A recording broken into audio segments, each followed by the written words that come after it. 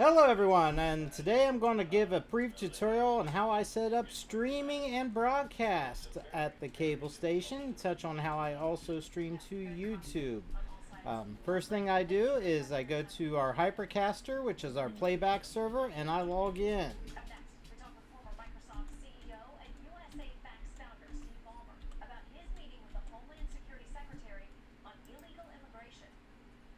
Alright, once you're logged in, this is the main screen, the dashboard if you will. Tells you the date, the time, and all that. This is what's gone out over the air, so this is what's streaming out on our 24/7 feed. It's also what's gone out over the cable system. It's the Hoffman Church service from the previous Sunday. You look over here, What's Happening in Miami County, a new show, courtesy of the Indian Nation station in Piqua. He's premiering it now. I'm actually recording it while he premieres it, and I will show it later. Alright. Alright, so here's what I'm going to do. I'm going to stream an event. Alright? I want to also broadcast it over the cable station, and I also want to divert it to our Facebook page. Alright, so I'm streaming it to YouTube. That's my destination. So it'd be like a basketball game, for instance. So first thing I do is I go to my YouTube page. Say I want to go live. A lot of times I've done this ahead of time. You know, and that's fine and good. I want to manage with stream. Alright, well, let me get to the right place here. Switch count. There we go.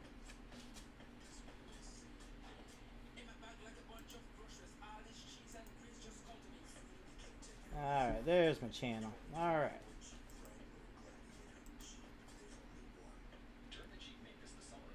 Alright, I want to schedule a stream. So I go down here and these are all my presets. Alright. We're just going to do a basketball game. We're going to reuse those settings. Test it. Alright.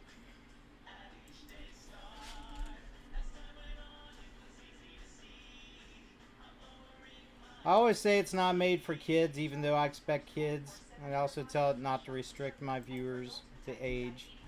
I usually have live chat on during the live broadcast, but I don't have it showing up during replay. That can create issues. I make most things public. I do some unlisted stuff once in a while. If we're going to record it and play it back later, or if we're something of that sort.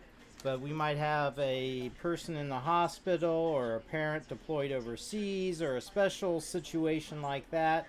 I can share a link and they can watch it live, but that's not something I do on a regular basis. It's a very unique circumstance. Alright, so we say we want to go at 9 o'clock on today. So hit done. Alright. Now that's done. You know, all I would have to do is in my software, I just copy the stream key into my streaming software, and then, you know, it would go from there. So anyway, that's pretty much set up how I want it. So now I can go back here, go view my channel. Alright.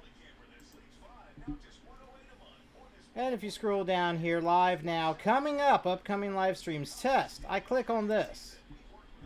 Alright. Now what that does is that brings up the page that you'd be able to watch it on YouTube. Alright. You can't see it because I got it blocked out here. But up above here is a specific YouTube address. YouTube.com/watch whatever. So I copy that link. And I have to copy that because that is what my Hypercaster needs. So now I can go down here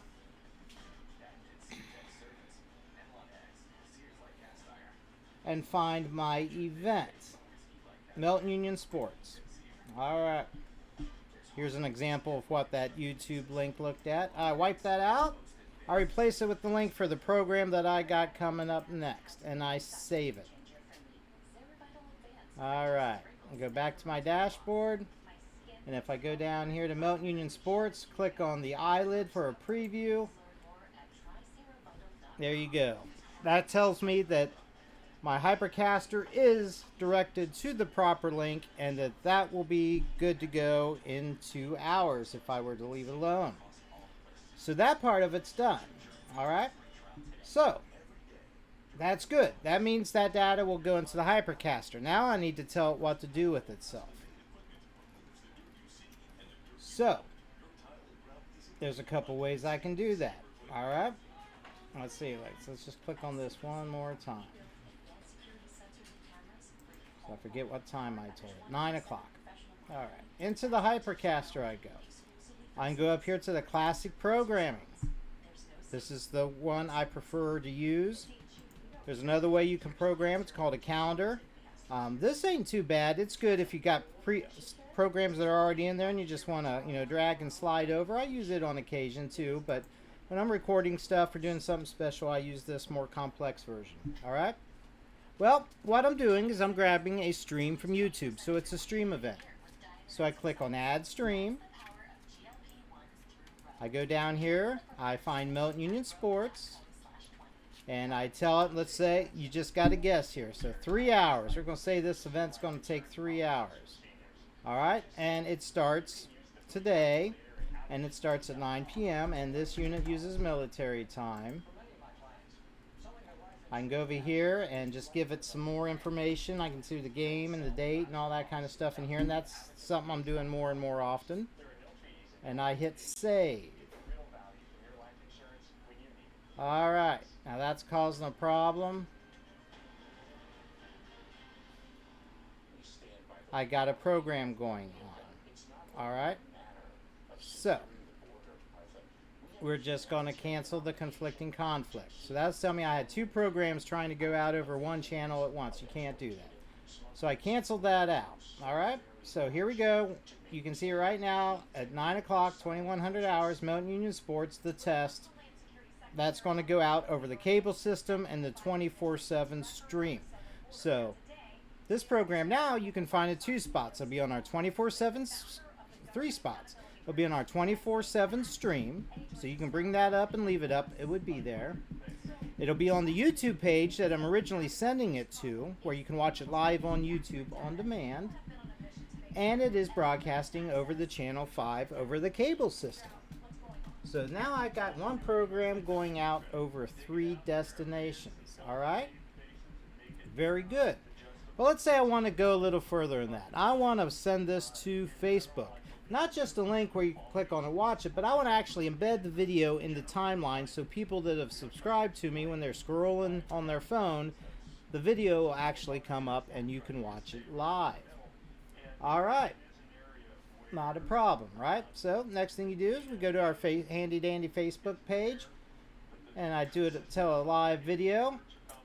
I can create a whole event and do all kinds of things with it ahead. And if I was doing a big event ahead of time, I would use this event, or I can just hit the go live button. So I hit the go live button.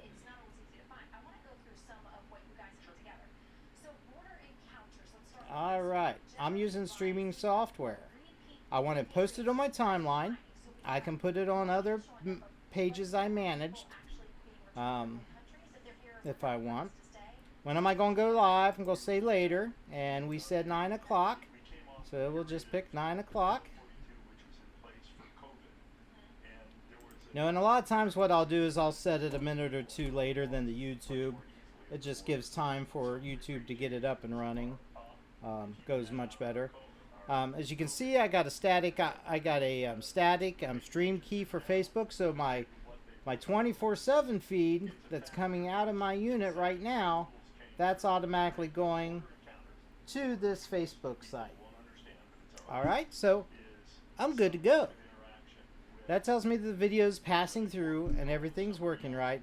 I can click on this and schedule it, and then at 9:02 it'll start playing out. Now, when the program's over, I gotta go back to the Facebook page and in the live stream and in the event. Likewise, I would go to YouTube and tell it to stop the event. And I could also go back into the Hypercaster when it's done recording and hit stop record. And it would stop recording, and I could also tell it to stop the playback. And so a lot of juggling around at the end of a program. There's not one button you can press that just stops it everywhere, unfortunately. But when you do live events, you don't have a firm start and stop date, so it's just a necessary evil. So there you go. I have now set up 4 destinations for the same program. The 24/7 live stream, a dedicated YouTube page to watch it live on demand, the cable system, Channel 5, and the West Melton Public Access Facebook page. 4 items right there. Council meetings, I also send it to the Municipality of West Melton Facebook page. If the Milton Union Athletic Department in the future would like me to stream to their Facebook page, that's something I could do as well.